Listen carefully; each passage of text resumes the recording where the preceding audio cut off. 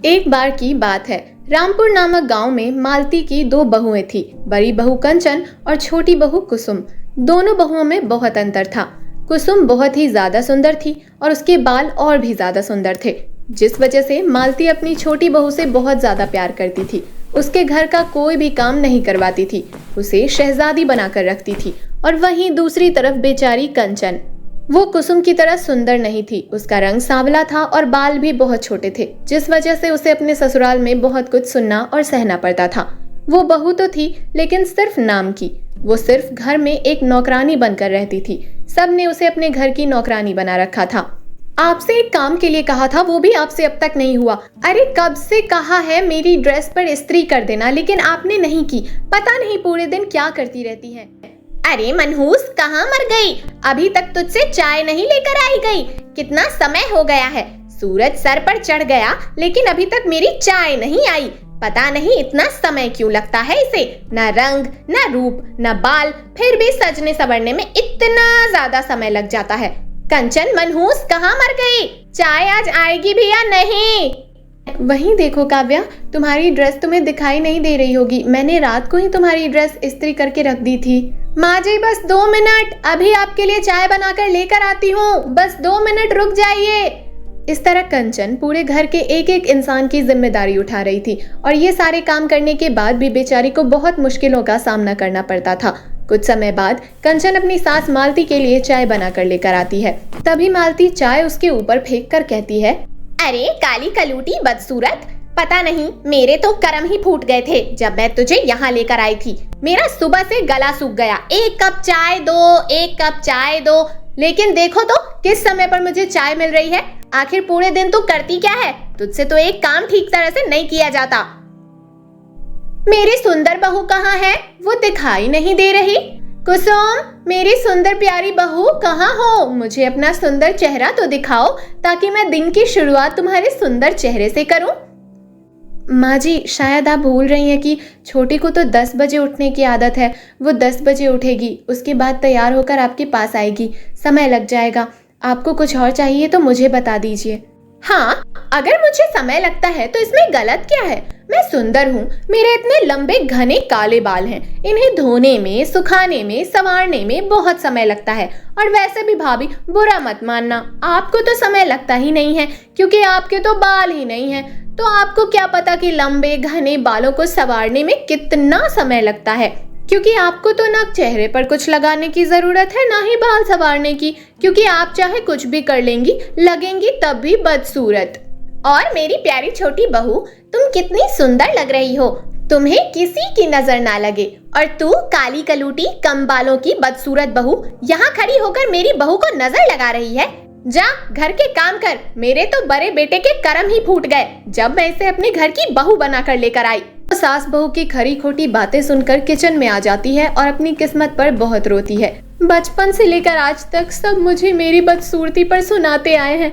अरे आखिर मैं भी तो इंसान हूँ, मुझे भी तो बुरा लगता है। और मेरे ससुराल वाले हैं कि 24 घंटों में 1 मिनट ऐसी नहीं होती जब मुझे ये एहसास नहीं कराते कि मैं बदसूरत हूँ। वो छोटी बहू सुंदर है तो उसे पलकों पर बिठा के रखते हैं और मुझे पैरों की धूल भी नहीं समझते। अगर ऊपर वाले तू मुझे भी थोड़ा रंग रूप दे देता तो कितना अच्छा रहता। पिताजी ने मेरी शादी करने के लिए अपना सब कुछ बेच दिया, फिर भी देखिए उनकी बेटी चैन में नहीं है। अरे कुछ तो चमत्कार कीजिए। माँ जी, बस अभी लेकर आई। कंचन अपने आंसू साफ करती है और अपनी सास के लिए फ्रूट काट कर ले जाती है। तभी ये सुनती है कि कुसुम और मालती दोनों आपस में बातें कर रही हैं। कुसुम बहू, मैं तो सोच सोच कर परेशान हूँ। काव्या को देखने वाले आ रहे हैं। तुम तो बहुत ज्यादा सुंदर हो। तुमसे तो मेरा घर चमकता है। लेकिन उस अंधेरे का क्या करूँ? उस बदसूरत बड़ी बहू का, जिसने मेरे पूरे घर में मनहूसियत फैला रखी है। अगर वो ससुराल वालों के सामने आ जाएगी तो हमारी तो नाक ही कट जाएगी। अरे मम्मी जी, आप परेशान क्यों होती हो? मैं तो कहती हूँ घर का सारा काम करवाइए और उसे 2 दिन के लिए उसके मायके भेज दीजिए। ना वो यहाँ रहेगी और ना किसी को कुछ पता चलेगा और ना ही आपकी नाक कटेगी। और आपकी इज्जत रखने के लिए मैं तो हूँ ही ना, आपकी सुंदर छोटी बहू। हाँ, ये तो तुमने बिल्कुल सही कहा। घर की सारी सफाई करवा लेती हूँ, 5 तरह के पकवान बनवा लेती हूँ और उसके बाद वो काली कलूटी मनहूस अपने घर चली जाएगी। बाद में बुला लूंगी, क्योंकि उस जैसी नौकरानी की भी तो हमारे घर को बहुत ज्यादा जरूरत है। इस तरह से दोनों आपस में बातें कर रही थी। ये सुनकर कंचन को बहुत दुख होता है और वो अपने आंसू साफ करके उल्टे पैर वहां से चली जाती है और अपने काम करने लग जाती है। ऐसे ही कुछ दिन बीत जाते हैं। काव्या को देखने के लिए लड़के वाले आ रहे थे, इसीलिए वो पूरे घर को साफ करती है, तरह तरह के स्वादिष्ट पकवान बनाती है और सारा काम खत्म होने के बाद अपनी सास के पास जाती है और उनसे कहती है, माँ जी, मैंने सभी काम कर दिए हैं और आपने कहा था ना कि सारा काम करने के बाद मैं अपने मायके चली जाऊं, लेकिन मैं मायके नहीं जाना चाहती। मैं अपने रूम में रहूंगी, बाहर बिल्कुल भी नहीं आऊंगी। लेकिन मैं काव्या का रिश्ता पक्का होता हुआ देखना चाहती हूँ, आखिर वो भी तो मेरी कुछ लगती है, बस इसीलिए। नहीं नहीं, कोई जरूरत नहीं है आपको यहाँ रुकने की। मैं नहीं चाहती कि आपकी वजह से जो रिश्ता होने वाला है वो होने से पहले ही टूट जाए। इसीलिए अपना ये बदसूरत चेहरा लेकर अपने घर चले जाना, हमें आपकी कोई जरूरत नहीं है। हाँ मेरी बिटिया, तू बिल्कुल ठीक कह रही है। जब हम तुझे अपनी बहू मानते ही नहीं है तो तेरा हमसे कोई रिश्ता नाता नहीं है। तू बस इस घर में रह रही है तो एक नौकरानी की हैसियत से।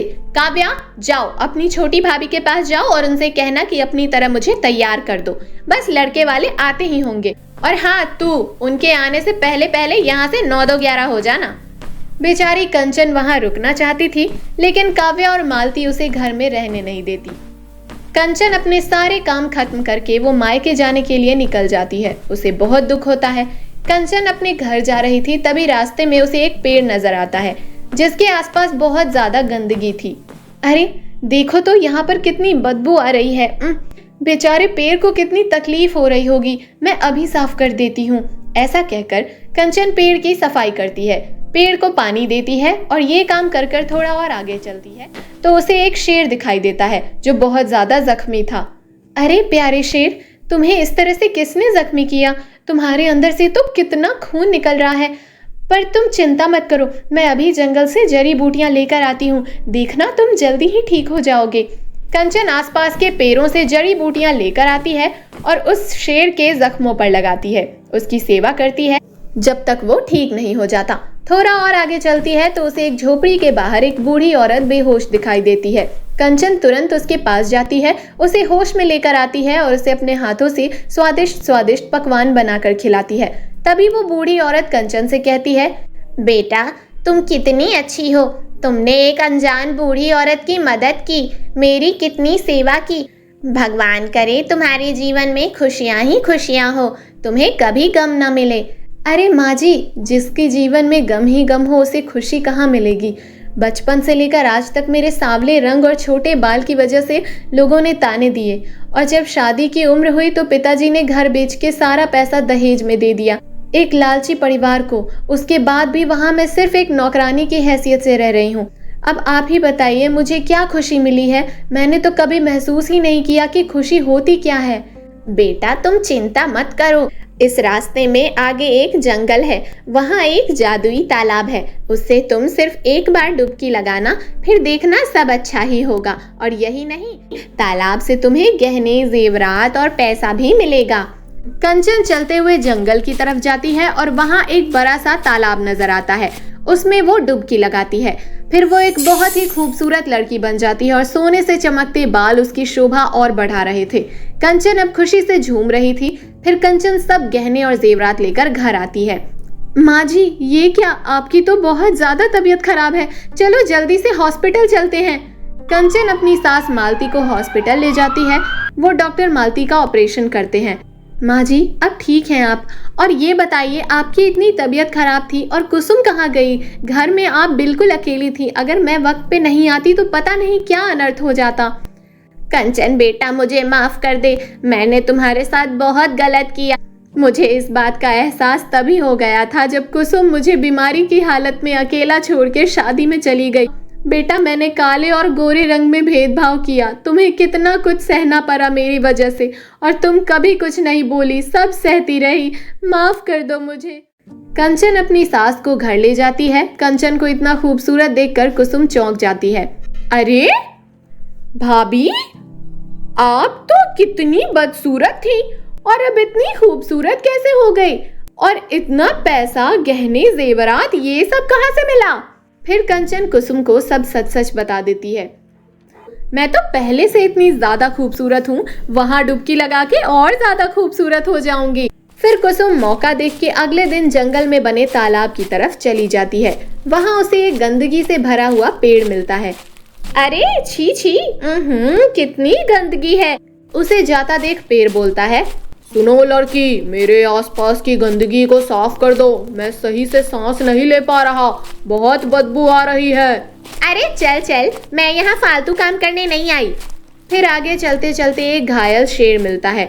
वो भी मदद को कहता है, पर कुसुम उसकी मदद भी नहीं करती है और आगे जाने पर एक बूढ़ी औरत बेहोश पड़ी मिलती है।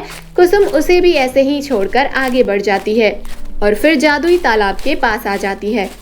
आओ आओ, डुबकी लगाओ और सुंदरता पाओ। कुसुम जैसे ही डुबकी लगाती है वो और खूबसूरत हो जाती है। अरे वाह, मैं इतनी खूबसूरत हो गई, फिर तो मुझे और डुबकी लगानी चाहिए। फिर ऐसे करके 3 से 6 बार डुबकी लगा लेती है, जिसके बाद वो बहुत ही काली, बदसूरत, चेहरे पे दाग और गंजी हो जाती है। उसको ये नहीं पता था तालाब में सिर्फ एक बार डुबकी लगानी थी। ओह माय गॉड, ये क्या हो गया? मैं इतनी काली और गंजी कैसे हो गई? अपना ऐसा रूप देखकर वो बहुत रोती है। ये क्या हो गया मेरे साथ? जादुई तालाब, तुम मेरे साथ ऐसा कैसे कर सकते हो? कुसुम, तुम लालची और घमंडी हो, तुम्हारा मन बिल्कुल साफ नहीं है, तुम कभी किसी की मदद नहीं करती और कंचन सबकी मदद करती है और साफ मन की है, इसीलिए उसे सुंदरता मिली और तुम्हें ये बदसूरती। इसके बाद कुसुम और रोती है और कभी अपने ससुराल वापस नहीं जाती और कंचन अपने ससुराल में बहुत ही खुशहाल जीवन व्यतीत करती है। इस कहानी से ये सीख मिलती है कि हमें अपने दुख को भूलकर दूसरे के दुख को समझना चाहिए। यदि हम दूसरों के दुख में किसी का साथ देंगे तो हमारा दुख भी अपने आप ही खत्म हो जाएगा। तो दोस्तों, आशा करते हैं ये कहानी आपको पसंद आई होगी। ऐसी ही मजेदार कहानियों के लिए हमारे चैनल को सब्सक्राइब करें।